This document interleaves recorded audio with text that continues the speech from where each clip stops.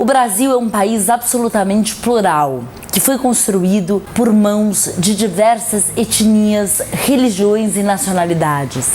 E ainda assim, em 2017, a gente encontra uma barreira grande e uma intolerância ao que vem de fora e ao que é diferente, seja essa intolerância religiosa, política, uma intolerância de gênero ou mesmo uma intolerância de opinião. Isso pode parecer que não tem nada a ver com o assunto que eu vou falar hoje. Tem tudo a ver com marcas que deixam esse tipo de coisa histórica. Hoje a gente vai falar sobre o judaísmo e a loucura, puxando o livro novo do autor Jacques Fuchs, autor premiado em 2013, levou o Prêmio São Paulo com o livro Antiterapias, depois lançou Brochadas. Ele é um estudioso e escreveu agora o livro Meshugá. Com esse livro eu vou puxar mais 2 romances que eu acho que tem tudo a ver com isso. Um é um brasileiro que eu adoro, outro eu faço a liberdade poética de puxar um autor americano, mas seria impossível não falar desse autor agora, eu estaria sendo muito injusta. Portanto, agora vamos falar um pouco sobre loucura, mas também vamos falar sobre intolerância hoje no Literatórios.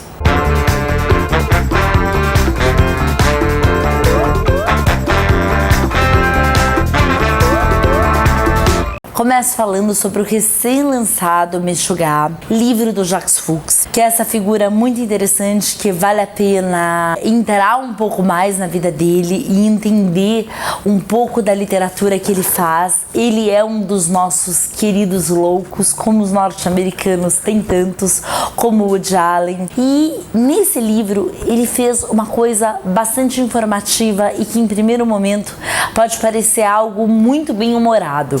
É um romance sobre a loucura, não só na cultura judaica, mas na descendência judaica. E ele vai puxar vários casos de teorias a respeito de como os judeus eram mais loucos e tinham mais tendências a problemas mentais, a desvios mentais e desvios sexuais do que outros povos. Desde o ponto em que eles se reproduzem muito cedo, que eles iniciam a vida sexual muito cedo e têm muitos filhos, e por isso eles acreditam, há teorias, né? Existe uma teoria de que os judeus acabam morrendo mais cedo ou desenvolvendo loucuras mais cedo. A questão da consanguinidade, de casarem entre si, entre famílias muito próximas, e outras teorias estapafúrdias, como a da menstruação do judeu através do nariz. Teoria essa que até o Freud, em determinado momento, ficou um pouco sugestionado e levou adiante. E aí, dentro do Meshugá, ele vai pegar personagens bastante famosos, como o próprio Freud, o Woody Allen, e vai trazer histórias de outras personalidades não tão conhecidas do grande público. Eu acho que para o grande público assim interessado, e o Woody Allen é uma figura que puxa muito isso, que puxa muito essa coisa do homem profano, sabe, do judeu sem religião, mas ao mesmo tempo que faz uma crítica ferrenha ao que acontece nisso. Ele conta do casamento dele com a filha da Mia Farrow. A menina só para esclarecer, porque essa história é muito conturbada, a menina com quem o Woody Allen depois casou e agora é uma mulher, é filha da Mia Farrow, filha adotiva da Mia Farrow, que foi esposa dele durante anos. Antes disso, aos 19 anos, ela foi casada com Frank Sinatra. Ela teve uma vida super conturbada, então a gente não lê só sobre o Woody Allen, mas também sobre a Mia Farrow, e ele vai discorrer sobre esses assuntos. Entre outras coisas, ele puxa umas figuras maravilhosas, como o ator pornô, que eu vou contar pra vocês o nome já já, como o ator pornô Ron Jeremy, que foi um ator pornô de descendência judaica, norte-americano, que fez muito sucesso mesmo não tendo o tipo físico tão adequado para isso, né? Aquele galanzão, mas ele foi o cara que abriu as portas pro cara que faz aquele filme pornô comendo um monte de mulher. E aí a gente passa por matemáticos, por psicólogos e por outras personalidades. Ele é um livro informativo, ele mexe muito com essa coisa da loucura procura, inclusive passando pelo enxadrista, pelo Bob Fischer, que em determinado momento largou a religião. Ele apoiou o ataque às Torres Gêmeas. E eu não vou adiantar mais muitas coisas porque eu gostaria muito que as pessoas lessem esse livro. E aí eu pego esse gancho para falar de outros 2 livros, um brasileiro e um norte-americano, que vocês vão saber já, que tratam de uma coisa bastante parecida pelo meio da ficção. Um deles, que eu acho que já virou um marco na nossa literatura brasileira contemporânea, inclusive ele é adotado em algumas escolas. É um livro que eu gosto demais, como eu sempre ficava naquela coisa de falar sobre livros lançados há pouco tempo. Eu nunca falei diretamente sobre o Diário da Queda, embora eu tenha citado muitas vezes o Diário da Queda do Michel Laube, que foi lançado em 2011 e ele é feito em microcapítulos.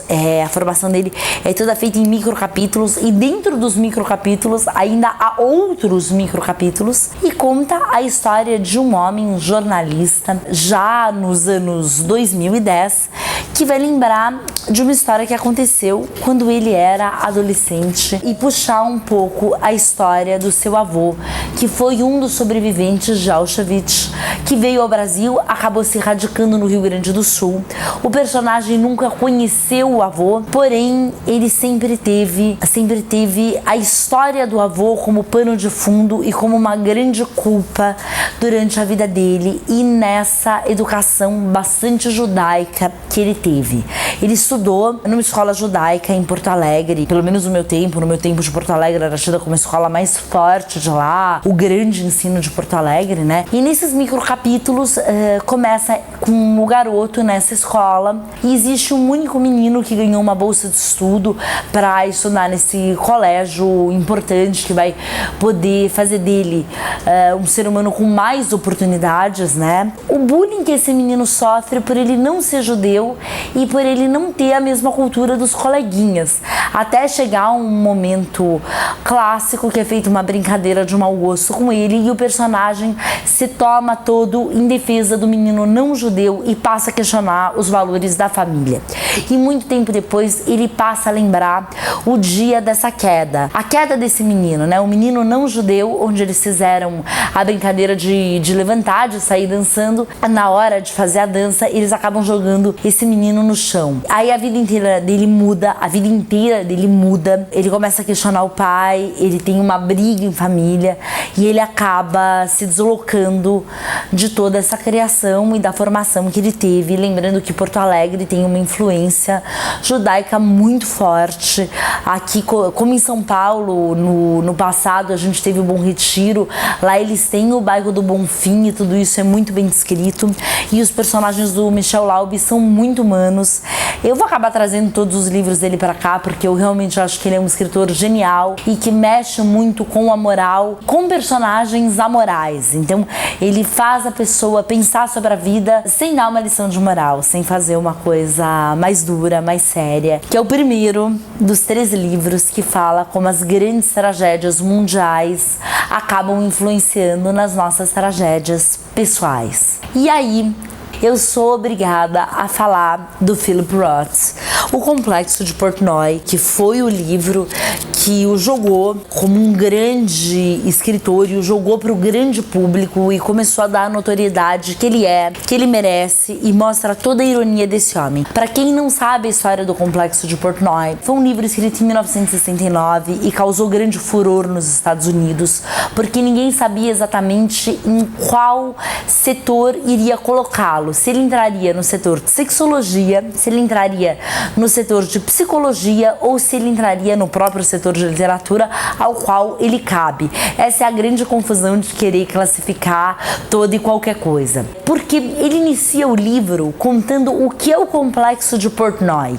Esse complexo é o complexo do próprio personagem, o Alexander Portnoy, que é uma figura muito excêntrica por si só, que tem várias paranoias e foi criado de uma maneira bastante rígida e protetora pela sua mãe, numa cidade que é a cidade do próprio Philip Roth, né, que é a cidade de Newark. É uma cidade recorrente nos livros dele, a gente vai ver que tem muita coisa que se passa por lá. O Alexander Portnoy é criado nessa cidade por essa mãe judia, ele tem irmãos, ele é muito paranoico a respeito de muitas coisas, principalmente em relação relação ao sexo. Ele tem uma irmã mais velha, uma irmã que começa a mexer bastante com a própria identidade sexual dele, com a própria efervescência adolescente, porque ela recebe amigas.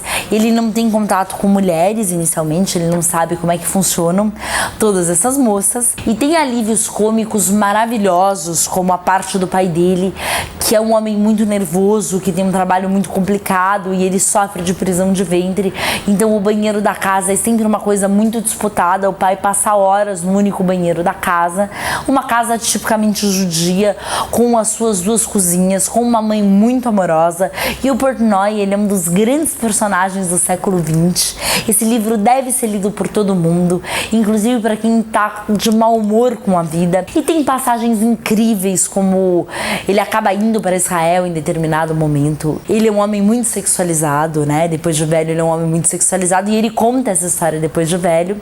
E o mais curioso é que o livro inteiro é passado durante uma única sessão de terapia, onde ele enche a cabeça do terapeuta com tantas coisas, contando a história desde criança até a grande brochada que ele teve em Israel, que é impossível a gente não se encantar absolutamente.